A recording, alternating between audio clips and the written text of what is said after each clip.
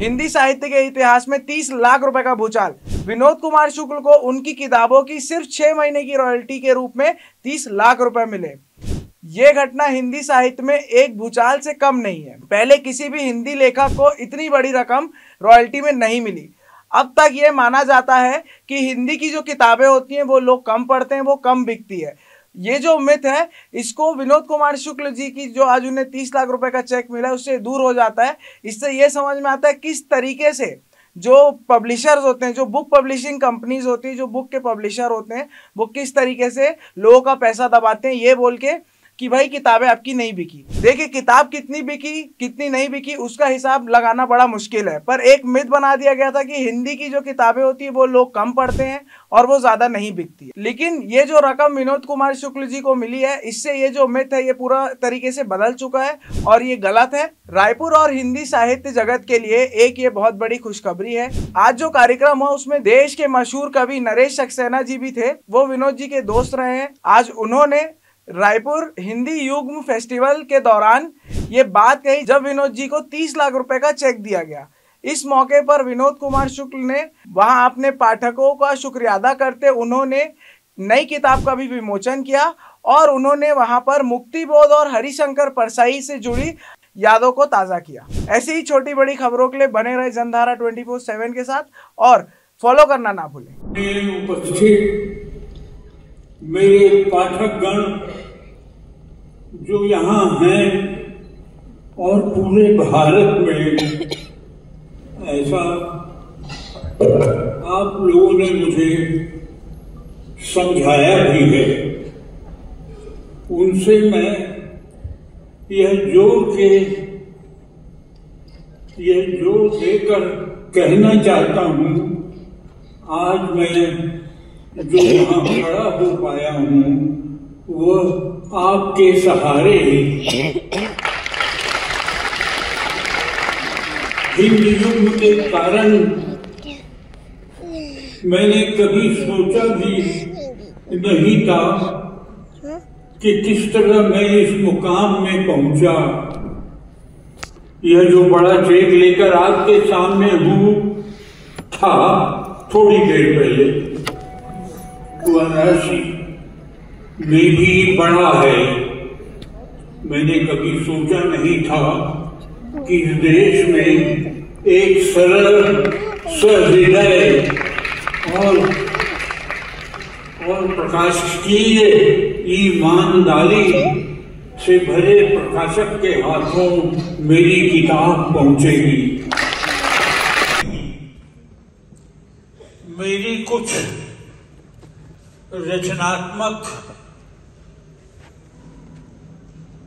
आदत है, जब मैं लिखता रहता हूं तब यदि मुझे कोई शब्द अपनी अभिव्यक्ति के लिए नहीं मिलता है तो मैं एक नया शब्द बना लेता हूं और वो शब्द जो है कहीं शब्दकोश में होता नहीं। जैसे शायद इस कहानी संग्रह में एक कहानी है, नदियों का समुद्र में मिलना, समुद्राना है। मुझे समझ में नहीं आ रहा था कि नदियां समुद्र में मिलती हैं, उसका एक शब्द क्या है। मुझको वो शब्द नहीं मिल रहा था, लेकिन सोच में एक शब्द आ गया, नदियों का समुद्र में मिलना समुद्राना है, और वो मैंने लिखा और वो उसकी एक कहानी भी है इस किताब में। तो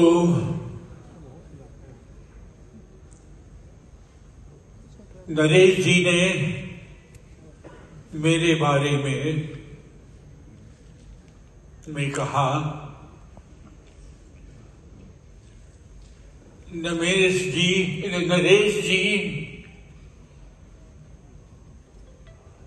और ये समुद्राना जैसा शब्द मैं उनके लिए कहता हूं, लेकिन मुश्किल है कि मैं नया शब्द ढूंढ नहीं पाया और ये शब्द शब्दकोश में मिल जाएगा।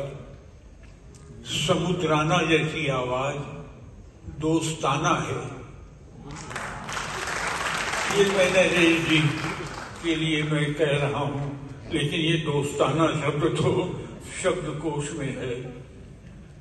और अगर कहीं मैं लिखने के लिए बैठा, ये संभव है, तो इस दोस्ताना शब्द के लिए नया शब्द जरूर ढूंढ लूंगा।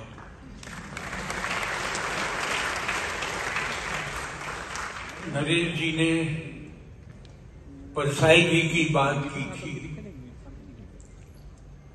परसाई जी से मेरा परिचय मुक्तिबोध जी की एक चिट्ठी से था।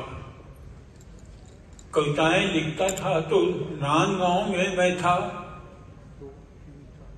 मैं मुक्तिबोध जी को अपनी कविताएं दिखाता भी था। मुक्तिबोध जी की वजह से मेरी कृति नाम की एक पत्रिका निकलती थी, श्रीकांत वर्मा निकालते थे।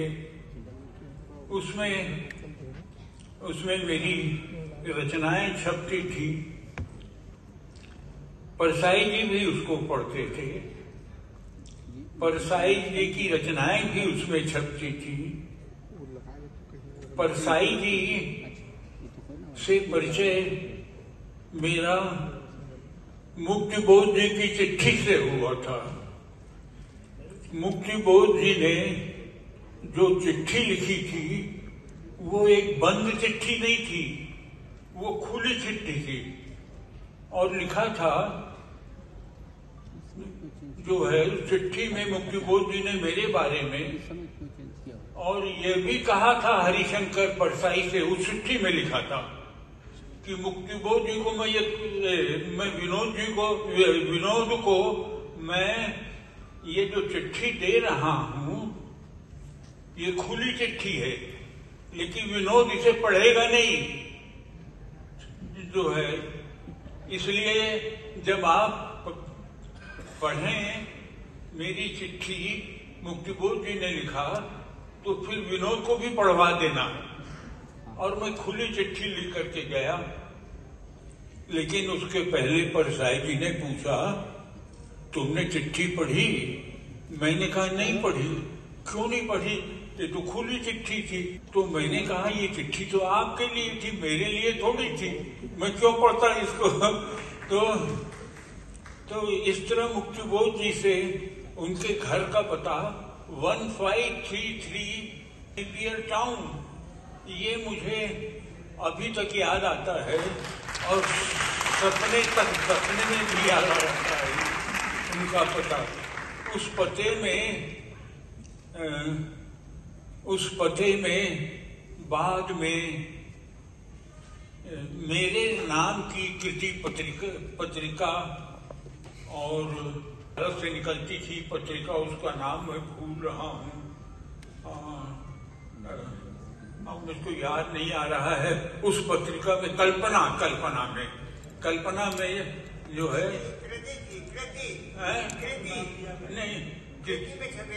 नहीं, कृति में छपा था और कल्पना में भी छपा था। मैं कल्पना में भी मेरी कहानियां छपी।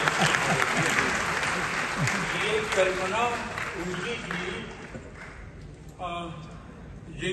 जिसके मुख पृष्ठ में वो बड़े रजा हैदर नाम था क्या, बड़े चित्रकार हैदर अली, हाँ हैदर रजा के चित्र छपा करते थे। और हैदर रजा भी संयोग से मेरी कहानी भी पढ़ते थे। ये मुझको हैदर रजा ने नहीं बताया, ये मुझको कृति में काम करने वाली एक शायद उन्हीं की लड़की थी, कल्पना में काम करने वाली जो लड़की थी, उसने मुझे बताया था। मैं इधर उधर भूल जाता हूँ, भटक जाता हूँ। हाँ, बद्री विशाल पित्ती थे उसके संपादक, और रजा के की बहुत सी पेंटिंग उनके पास में थी, बद्रीशाल पित्ती, और उनकी पेंटिंग से फिर बाद में उनके कठिन समय में गुजारा होता रहा। तो ये वो समय था। परसाई जी ने मुझको फिर चिट्ठी पढ़वाई। उस चिट्ठी में लिखा था कि मैं विनोद जी के आपको बता रहा हूं, इनकी लिखी हुई कविताएं, मुझको संकोच हो रहा है बताने में, इनकी लिखी कविताएं अब मुझे अच्छी लगने लगी हैं, और मैं आपको बताने की इच्छा रोक नहीं पाता हूं, और मेरी इच्छा है कि आप इनकी कविता पढ़ें और मुझे बताएं। तो ये चिट्ठी लिखी। परसाई जी ने मुझसे पूछा, मुक्तिबोध जी की चिट्ठी तुमने पढ़ी? मैंने कहा मैंने नहीं पढ़ी। तो क्यों नहीं पढ़ी? खुली चिट्ठी थी। तो उन्होंने कहा ये चिट्ठी तो उन्होंने आपके लिए लिखी थी, मैं क्यों खोल के पढ़ता? तो परसाई जी मुस्कुराए। अद्भुत व्यक्तित्व था परसाई जी का। कुर्ता पायजामा पहनते थे,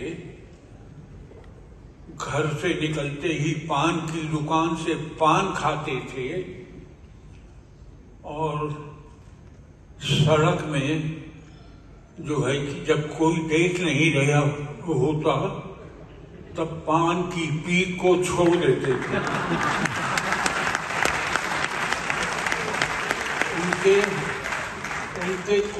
उनके कुर्ते में और पैजामे में प्रायः वो हल्के रंग के कपड़े ही पहनते थे, एकदम सफेद नहीं पहनते थे कि गंदी हो जाती है और उसमें पीक के छींटे पड़ेंगे तो साफ साफ दिखाई देगा।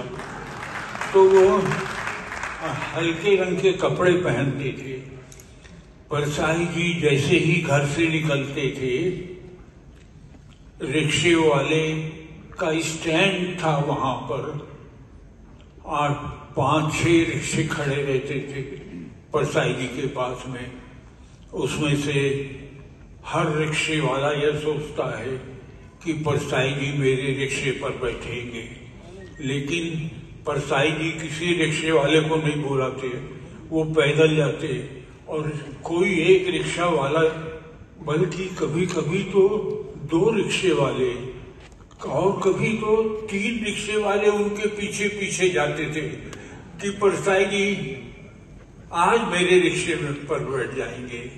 परसाई जी के प्रति लोगों के मन में जो बहुत अनुभव था परसाई जी के, परसाई जी जिस पर व्यंग करते थे, जिसके बारे में बुरा कहते थे, वो इस तरह कहते थे, जो प्रायः जबलपुर के ही होते थे, जिनमें से काफी जबलपुर के ही होते थे।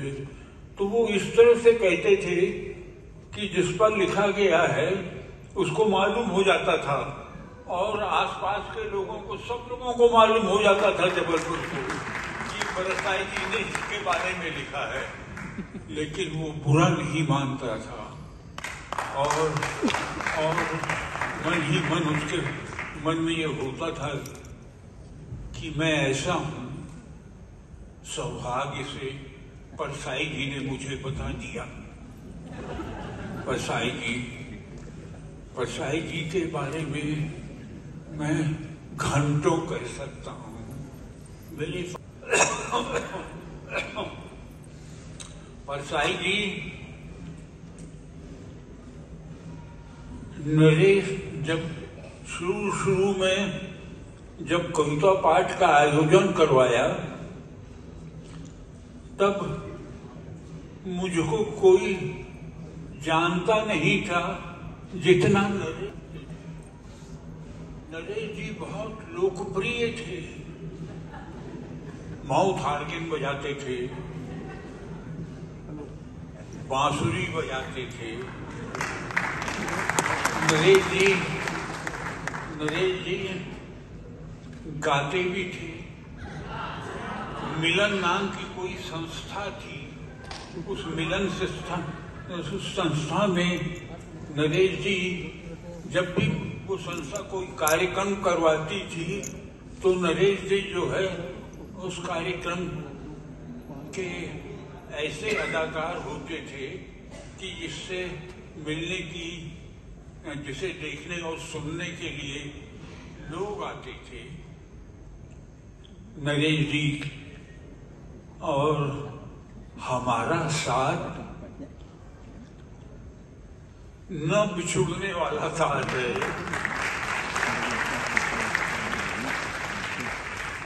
और हम बिछुड़ेंगे नहीं। और हमारे बिछुड़ने का पता हम दोनों को नहीं मालूम होगा। मैं क्या कहूँ, मैं बहुत कुछ कह सकता हूँ और धन्यवाद देता हूँ।